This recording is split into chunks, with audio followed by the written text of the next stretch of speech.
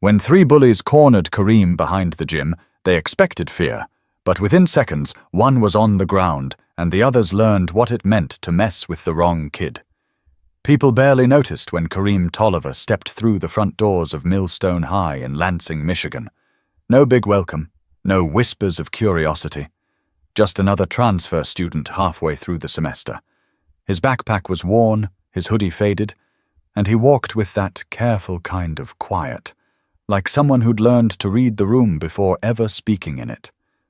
It was a cold Monday. Snow slush still lined the sidewalk, and the morning bell rang sharp through the halls. Kareem paused at his locker, eyes scanning the names and faces rushing past. He wasn't scared. He just knew the routine. Find your classes, don't make waves, keep to yourself. Inside the first period math class, a few students glanced over when he walked in. A girl in the corner whispered something behind her hand. The teacher smiled, motioned toward an empty desk near the back, and moved on. No introduction, no curiosity, just silence. Kareem didn't mind. He'd learned silence wasn't always bad. In Detroit, where he came from, it often meant safety. He didn't wear flashy clothes, didn't show off on purpose. His uncle called it moving invisible, something you learned in certain neighborhoods where attention could get you jumped or worse. But Millstone High wasn't Detroit. It was polished. The kids wore name-brand everything. Their haircuts looked like appointments. Their laughs were loud and confident, and they moved like they owned the floor. No one outright said anything to Kareem, but he saw the way some looked at his shoes, how a kid in gym class glanced at his second-hand hoodie like it had stains on it. He ate lunch alone on the third day, at a table near the back of the cafeteria. Tray of spaghetti, banana, and a chocolate milk. Simple. Quiet. He chewed slow, watching. Listening. That's when he heard the laugh. "Yo, what is that? You bring that from home or something?" Kareem looked up. A tall white boy in a varsity jacket stood a few feet away, smirking. That was Brock Simmons, football co-captain, star tight end, and self-declared king of the junior class. He had two other guys flanking him, both grinning like they were in on a private joke. Kareem didn't respond. "Man's eating like it's the Great Depression," Brock added, loud enough for the nearby tables to hear. Laughter. Not all joined in, but enough did. Kareem kept eating, eyes down. He didn't want trouble. Not now. One of Brock's friends, a short kid with a crew cut, leaned over. "You hear me, man? You deaf or just slow?" Kareem looked at him, just for a second. Then he blinked, grabbed his milk, and stood up. "I'm done." He walked away. No insults.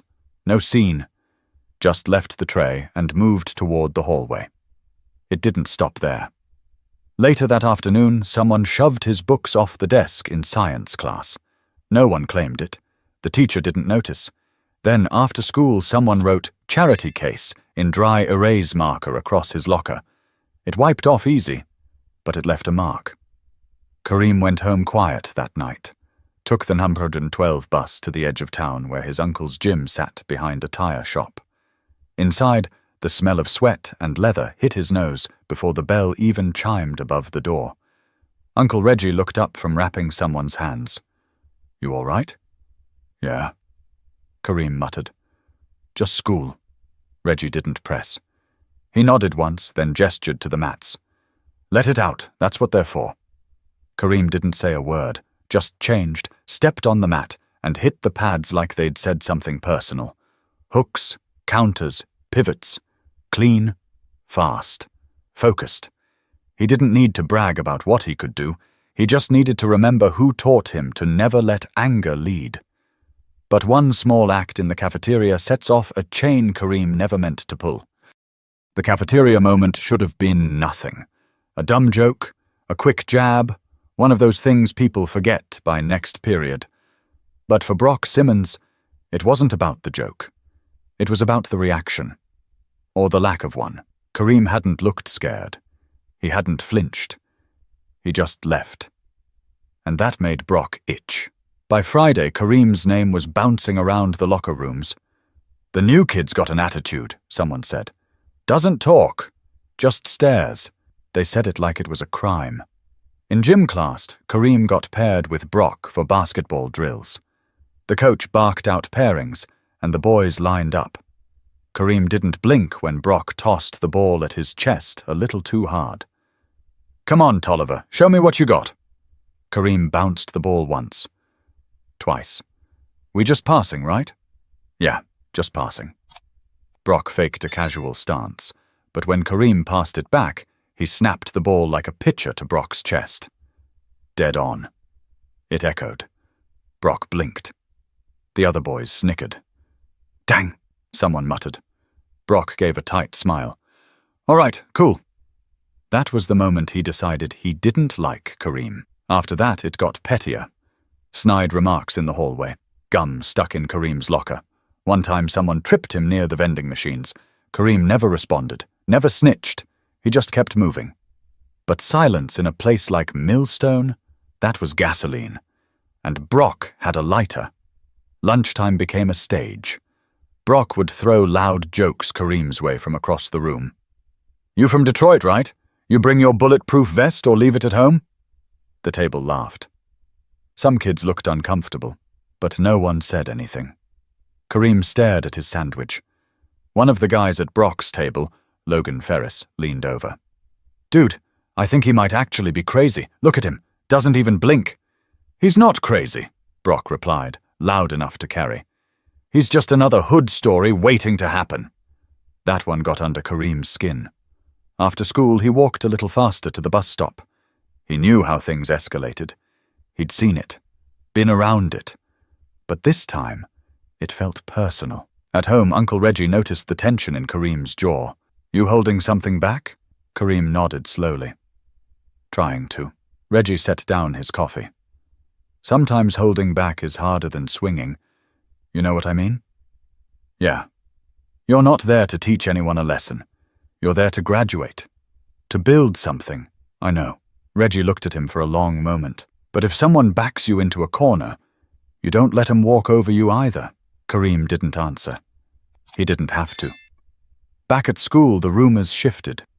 A new narrative started floating. That Kareem had a record, that he'd been kicked out of his old school, that he'd fought a teacher in 8th grade.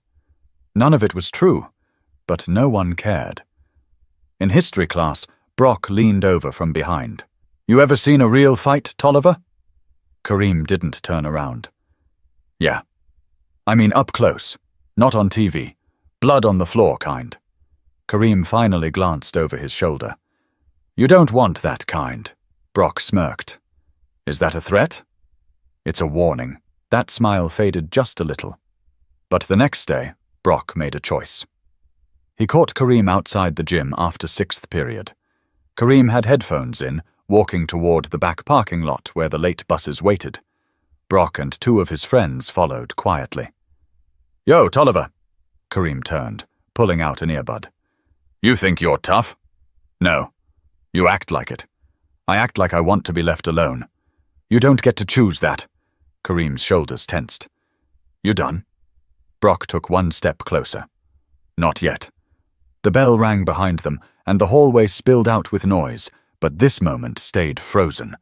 But Brock doesn't know he's pressing on something that's been trained not to snap, but strike. The next day was a Friday. Cold wind cut across the Millstone parking lot as students rushed to their buses or rides. Kareem stayed behind, helping Mr. Patel, the custodian, with stacking some old desks near the side exit. He wasn't trying to impress anyone, he just didn't want to be in the crowd. But Brock had planned it that way. By the time Kareem came around the back of the gym, the lot had mostly cleared. Just a few cars, no teachers in sight. Brock stood near the dumpsters with Logan and Ty. All 3 had that fake casual posture, hands in pockets like they were just hanging out, waiting. Kareem spotted them and kept walking. His backpack hung over one shoulder. His pace didn't change. "Hey," Brock called. Kareem stopped about 10 feet away. "What? You think you're smart or something? Just ignoring me every time I speak? I didn't come here for you." Brock took a step closer. You didn't come here at all? You got dropped here. Kareem narrowed his eyes. What do you want? Logan circled to the side. Slow. Ty leaned back, chewing gum like he wasn't in the middle of something wrong. I want to know what makes you so special, Brock said. You act like you're better than everyone, sitting by yourself, staring at people. I'm just minding my business. No, you're disrespecting mine. Kareem looked at him square. You got something to prove. Prove it. That's when Logan made his move, rushed in with a quick shove to Kareem's chest. It wasn't clean, it wasn't practiced, just aggression. Kareem didn't budge. He didn't swing. Back up, he said, voice low. Brock laughed. Go on, Logan. Logan moved again.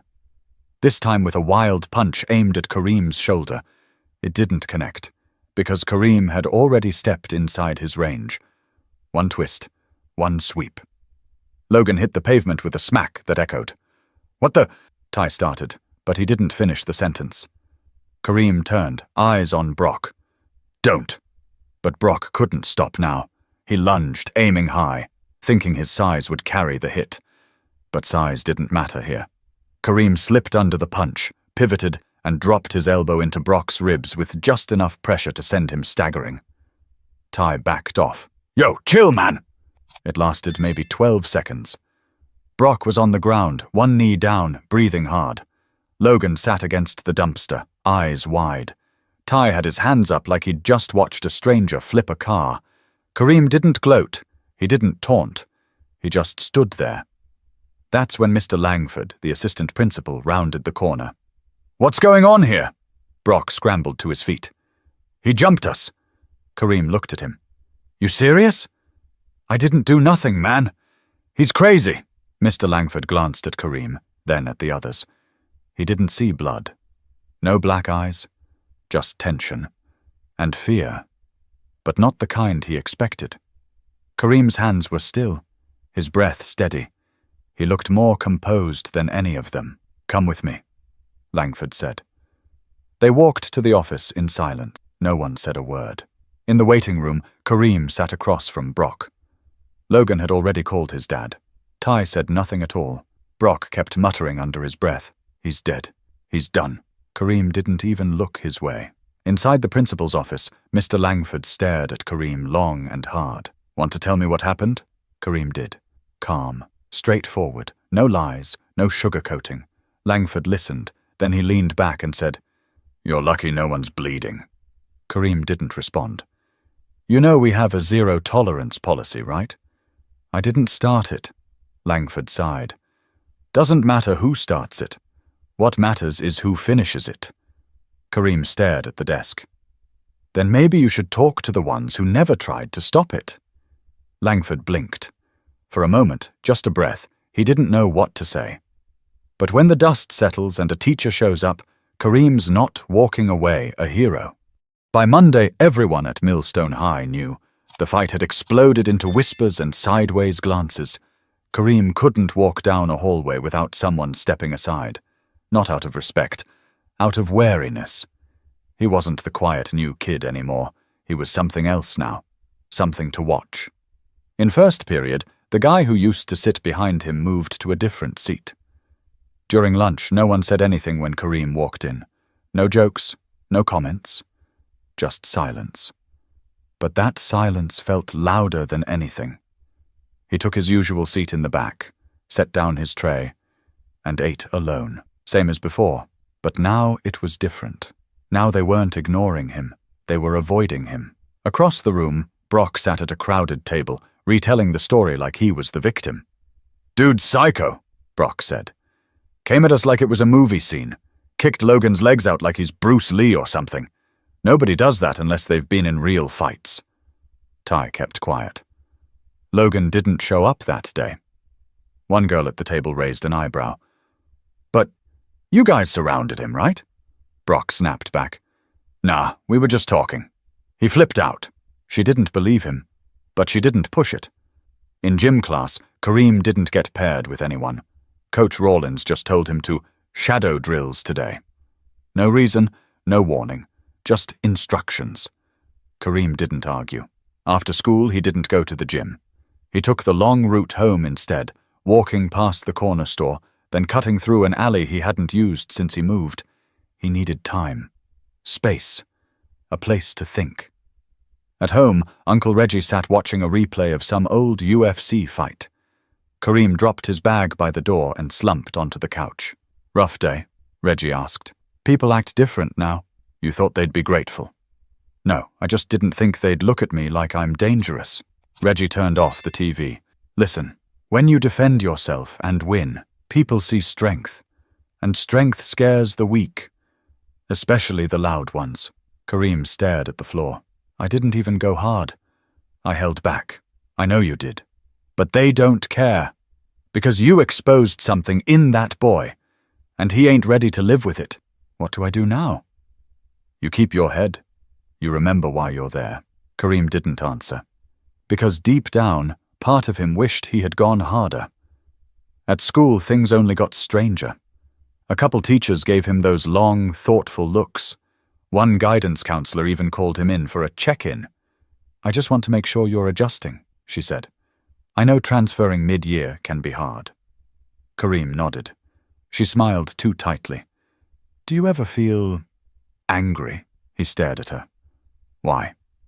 "No reason, just checking." He got up and walked out before she could finish her next sentence. That night, a post showed up on social media, a blurry photo of the fight behind the gym. The caption said, "He thinks he's in a movie. Scared yet?" It was posted from Brock's burner account. The comments were mixed. "Yo, he dropped Logan like a sack of bricks." "Don't mess with that dude." "Nah, something's wrong with him. Why was he even here if he's gonna act like that?" Kareem read through every word, not once, not twice, but enough to feel something tighten in his chest. He wasn't ashamed of what he did, but now the story was no longer his. The next morning, he walked into school and saw 2 security officers standing by the main entrance. They weren't always there. In homeroom, the principal's voice crackled over the loudspeaker.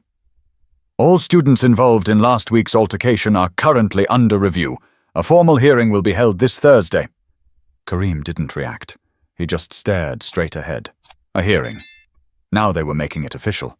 But the storm isn't over. Not until Brock tries to rewrite the story. Brock Simmons wasn't used to losing. Not on the field, not in class, and definitely not in front of a crowd. That fight behind the gym bruised more than his ribs. It bruised his image. And for a guy like Brock, that was worse than any hit. So he did what people like him always do when they lose control. He lied. It started with whispers to teachers, casual comments about feeling unsafe around Kareem. Then came the rumors. Kareem had been kicked out of 2 schools before Millstone. He'd once broken someone's nose in middle school. He carried a knife in his backpack. None of it true. None of it challenged. The video Brock posted kept getting shared. It was grainy and short, cut just before Logan swung first. But in those clipped seconds, Kareem looked like the aggressor. Calm, calculated, dangerous. Brock added captions. "Watch how he moves. That's not normal." He added hashtags. "Millstone threat Nappard shouldn't be here."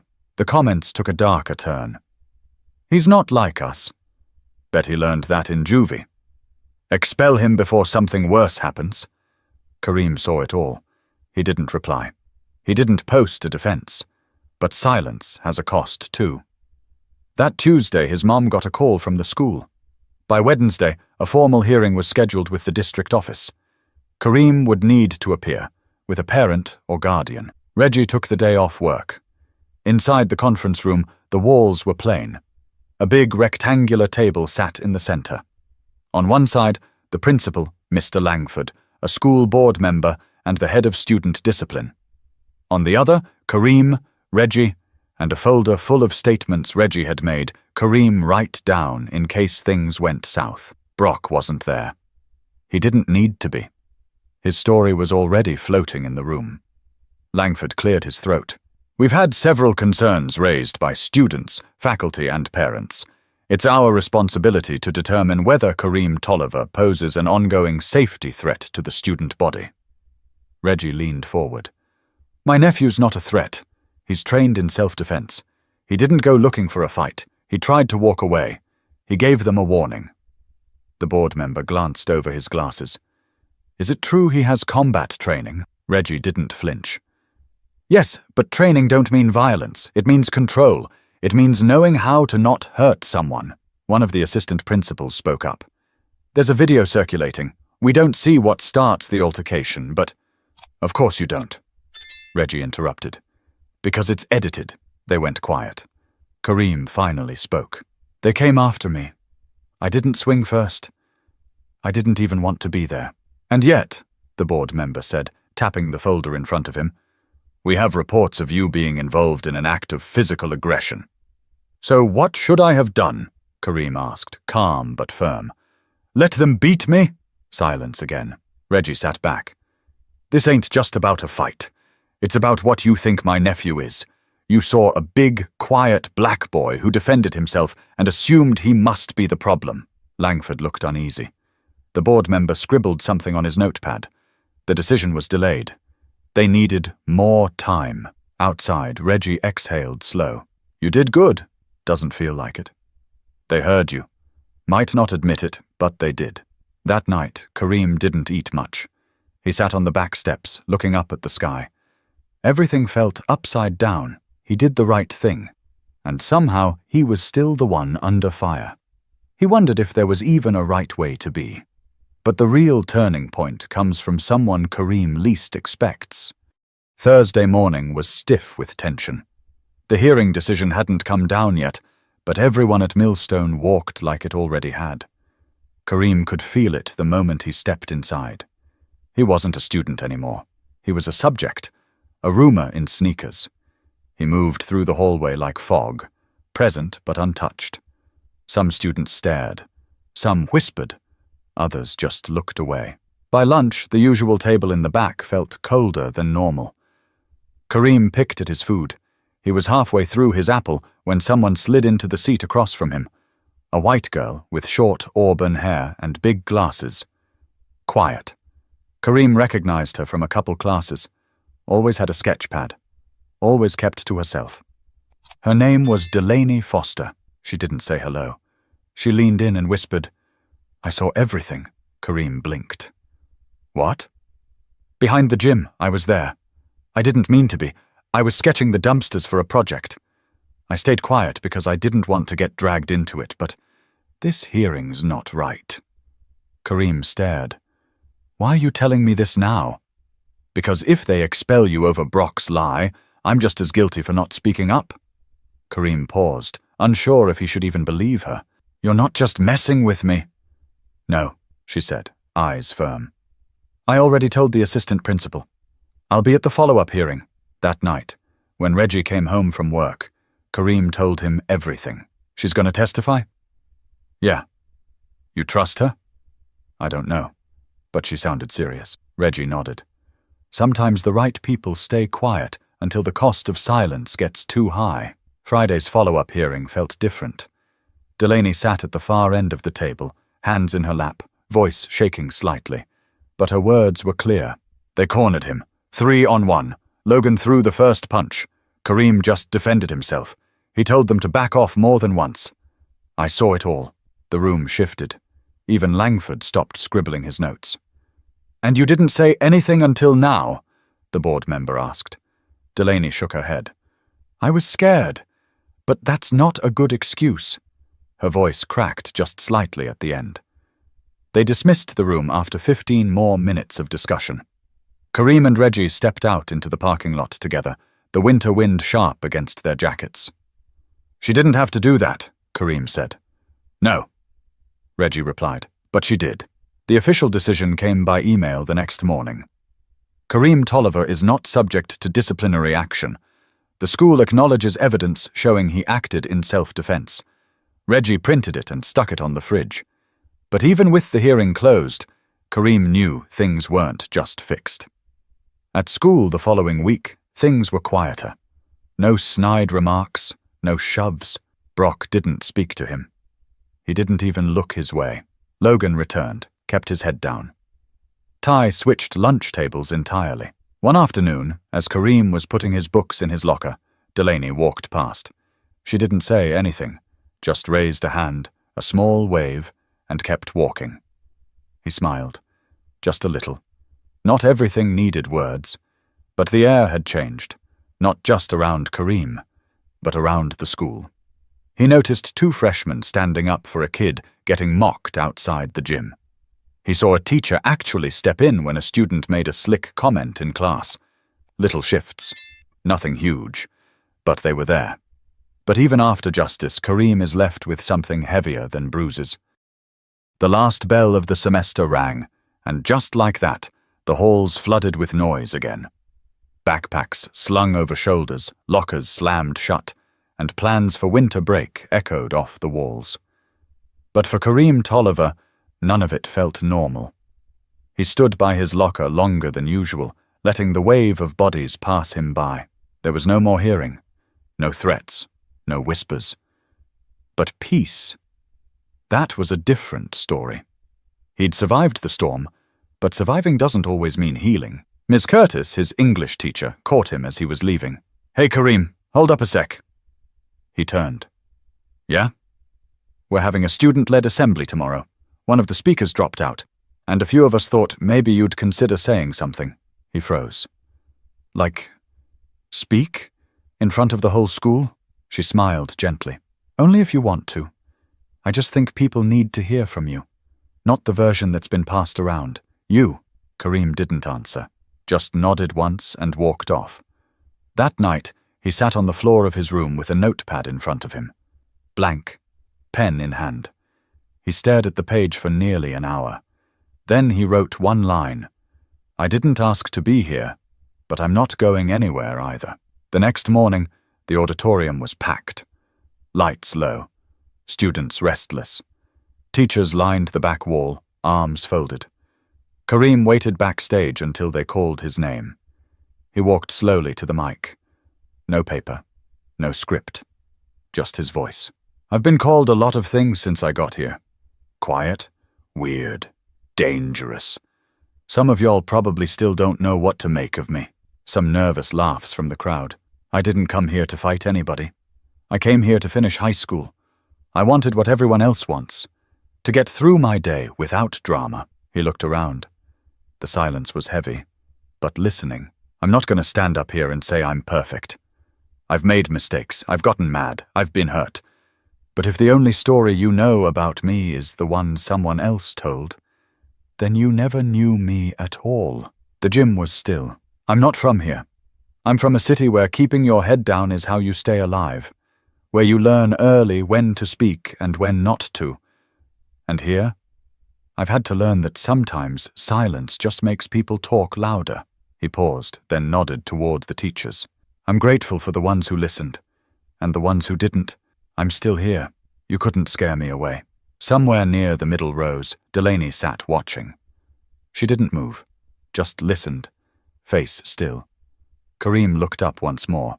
"I guess what I'm trying to say is, don't be so quick to label people. You don't know what they've been through, what they've had to carry. And maybe next time, instead of laughing, pushing, or posting something fake, maybe try asking." He stepped back. The mic clicked as it silenced. No applause at first, just stillness, then a single clap, then another, and then it rolled. Not wild or dramatic, just real. That day, something cracked open in Millstone High. Not everyone changed, but a few did, and sometimes that's enough to start something new. Later that afternoon, as Kareem walked through the courtyard, a younger kid stopped him. "You really trained to fight?" Kareem shrugged. "I trained to stay ready." The kid smiled. "Can you teach me?" Kareem thought for a moment. "You sure you want to learn? It's not about hurting people." The kid nodded. "I just don't want to be scared anymore." Kareem smiled, just slightly. "All right then. First lesson. Stand tall, even when it feels easier to shrink." They walked side by side toward the exit gate. Not as teacher and student, just two kids learning how to move forward. Sometimes the hardest battles aren't the ones with fists, but the ones where you're forced to prove you belong in a world that keeps pushing you out. If this story meant something to you, subscribe to the channel. We've got more stories worth hearing.